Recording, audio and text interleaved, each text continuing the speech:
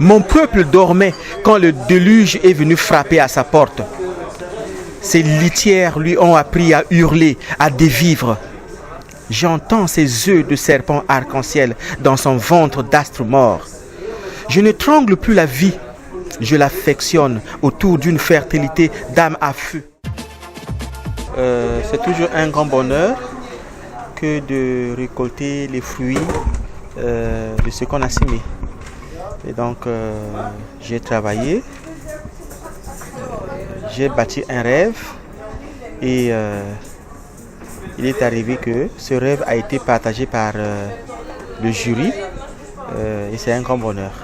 J'ai regardé le thème tel qu'il était défini, le vivre ensemble. Je me suis dit, tiens, mais c'est important parce que la thématique m'a beaucoup interpellé. Parce que vous savez, notre civilisation, notre génération, notre siècle a un problème de cohabitation avec lui-même. Les hommes ne s'aiment pas. Et la violence est devenue une réalité tout à fait quotidienne, permanente. La mort devient une donnée tout à fait négligeable. Chaque jour, un peu partout. En Syrie, ce qui me cœur beaucoup, Boko Haram au Nigeria, vous avez l'Irak, vous avez le Mali. Donc, nous sommes dans un cycle de violence à tel point qu'aujourd'hui, plus aucun pays n'est exclu. Nous sommes en danger et donc j'étais beaucoup interpellé par ce thème du vivre ensemble. Le vivre ensemble, c'est l'amour. C'est le respect de l'autre, la tolérance, tolérer la vie contraire, cohabiter.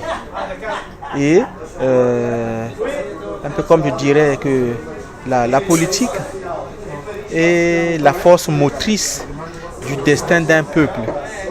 Et quand la politique boite, tout le système de l'existence se met à boitiller avec elle. Et donc il s'agit de construire l'homme, construire l'amour, construire davantage la tolérance pour mieux cohabiter, pour mieux vivre ensemble. Le travail aiguise le talent.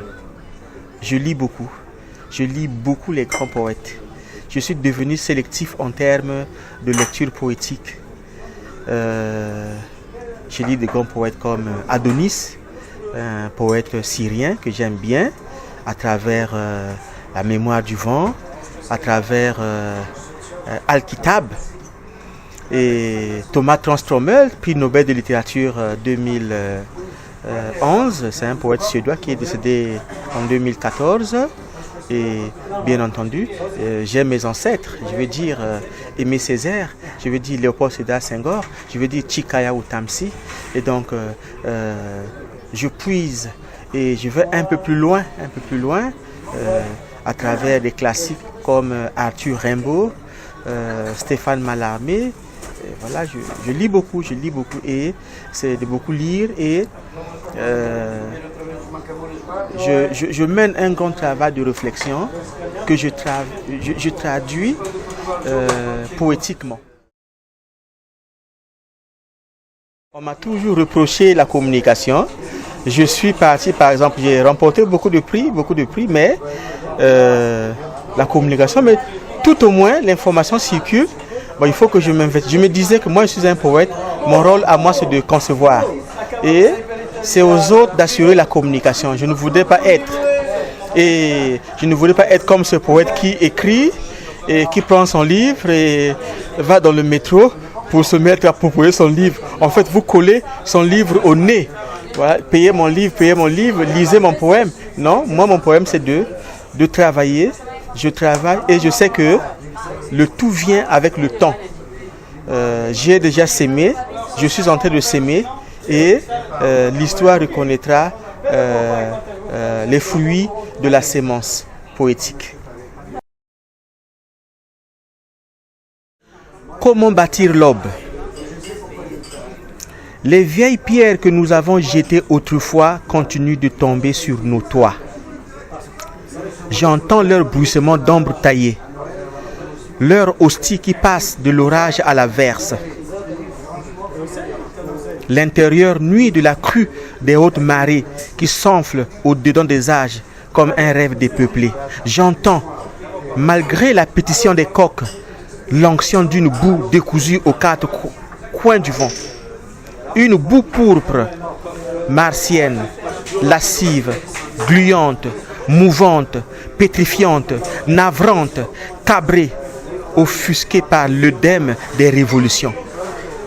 Mon peuple dormait quand le déluge est venu frapper à sa porte. Ses litières lui ont appris à hurler, à dévivre. J'entends ses œufs de serpent arc-en-ciel dans son ventre d'astre mort. Je ne trangle plus la vie, je l'affectionne autour d'une fertilité d'âme à feu. Je ne suis ni de ce sang, ni de ces rictus fertiles à l'espérance humaine. J'ai hérité les cactus de ce pays autrefois immunisé par la foudre. La lumière coulera mes veines. Elle montera de la racine de nos cris jusqu'à la crinière des mots. Elle viendra délivrer nos paradis sursitaires de la danse des pierres fumantes, délivrer le temps de son embolie de paix planétaire gribouillée sur le front du soleil. Elle viendra. J'entends les fleurs qui naissent des plaies béantes, le cœur qui s'en va conquérir son extérieur jour.